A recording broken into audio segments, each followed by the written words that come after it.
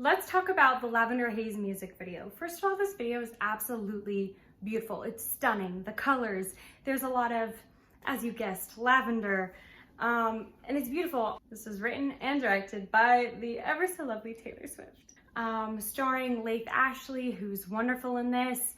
It starts off in a very real scenario, a real relationship, a real struggle in the middle of the night of waking up and having that cloud over you, and goes into very surreal elements. So let's get into it. The opening shot, as well as her laying in the field of flowers, both reminded me of the Our Song music video, which I love. Our Song is one of my faves from debut. In one of the very first shots, there are covers of like records, and the one that we see says Mastermind on it, and there are two constellations. One is Pisces and one is Sagittarius.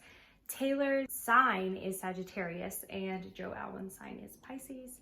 So I'm sure that's what she's referencing there. We also see one of her Midnight's records spinning, and it looks like it is the lavender version that is available at Target, of course, for Lavender Haze. There is incense burning next to her on the nightstand, and that incense holder and the matches were sold on Taylor's store. Obviously, the clocks are at midnight. On the part where it says, "You don't really read into my melancholia," it shows her at the end of the bed with a rain cloud over her head. I love Paramore, so this reminded me of the lyric from Hard Times. Walking around with my little rain cloud hanging over my head and it ain't coming down. This is a visual representation of depression, of that rain cloud over your head, kind of weighing you down, and how it's only over you. Also referencing Taylor's song, Midnight Rain. He was sunshine, I was midnight rain. She says, "You don't really read into my melancholia."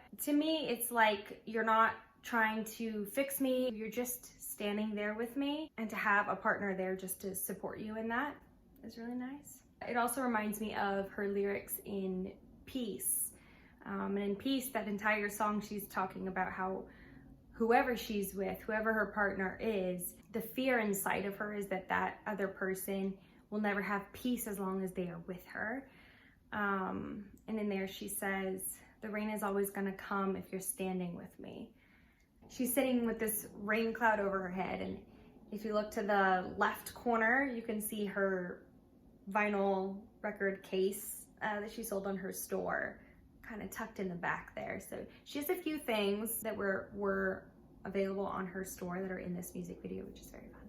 She turns over and Laith is laying on his stomach and she's drawing on his back, and as she puts her hand over him and does this, it looks like you can see space. The colors remind me of Aurora Borealis. Absolutely magical, but that entire line in Snow on the Beach, I searched Aurora Borealis green. I've never seen someone lit from within. And that to me is like a visual representation of that person being lit from within with these beautiful colors and kind of the magic of being in love.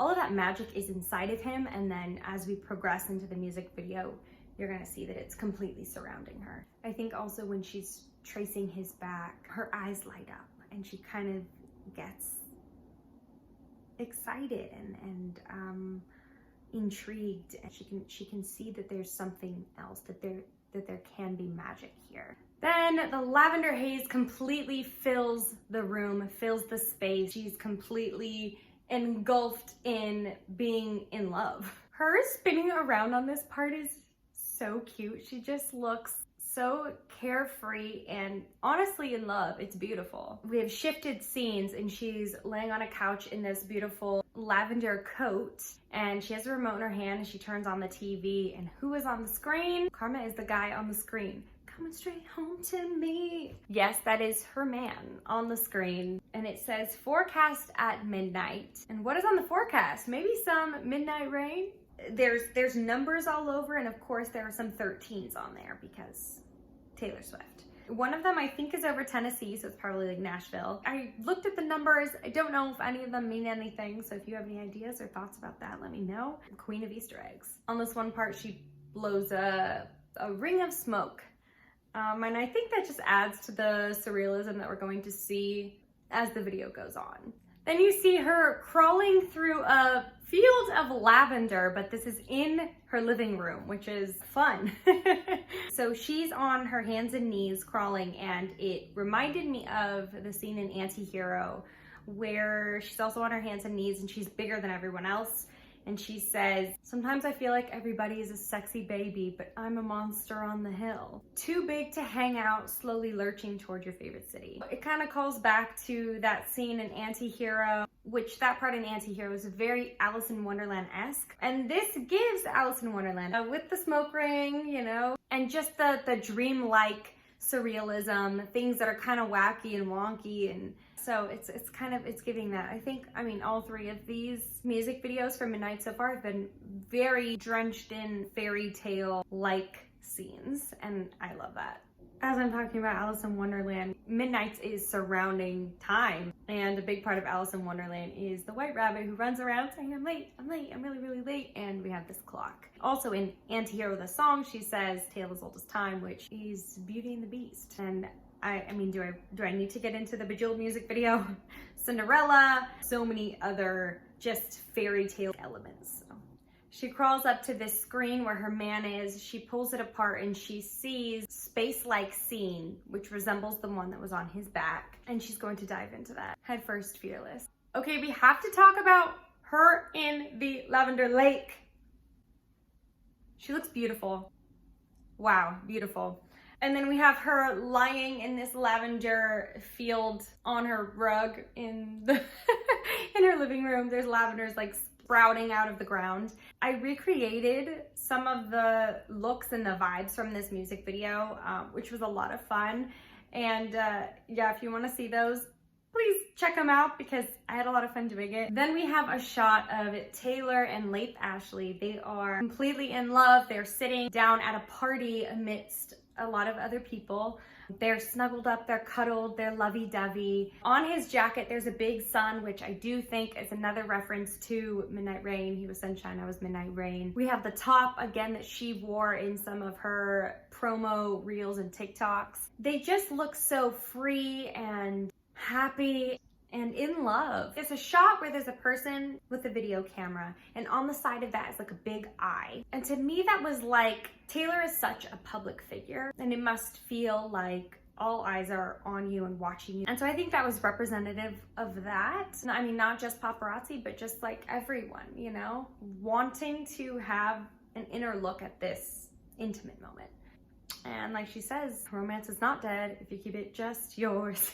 Right after that, they are dancing and there's a little glitch that happens. And of course, Taylor has a song called Glitch. She does this movement again. She already did that on the TV where she opened that up from this real world TV, opens it up and it's space.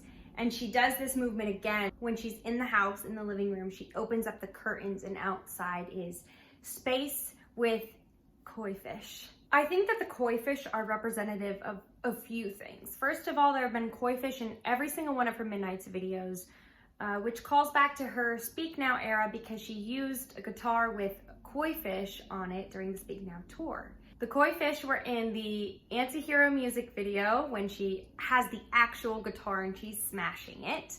The koi fish end up in the Bejeweled music video. During the ending scene, there's the shot of the castle and there's, what's it called? Stained glass, and it's in the shape of the koi fish. And then in here we have the koi fish come to life and they're swimming around in the air, which is the space around her. Another thing is that Joe Alwyn's sign is Pisces, which she made a point of in the beginning on the cover of Mastermind. And the sign for Pisces is fish. From the Bejeweled music video, we do know that Speak Now Taylor's version is coming next, so this could just be an additional hint slash Easter egg slash reference within the Midnights world. I think as I said a little bit earlier that Speak Now is such a fairy tale-esque album, and I feel like all three of these music videos have been very fairy tale-esque.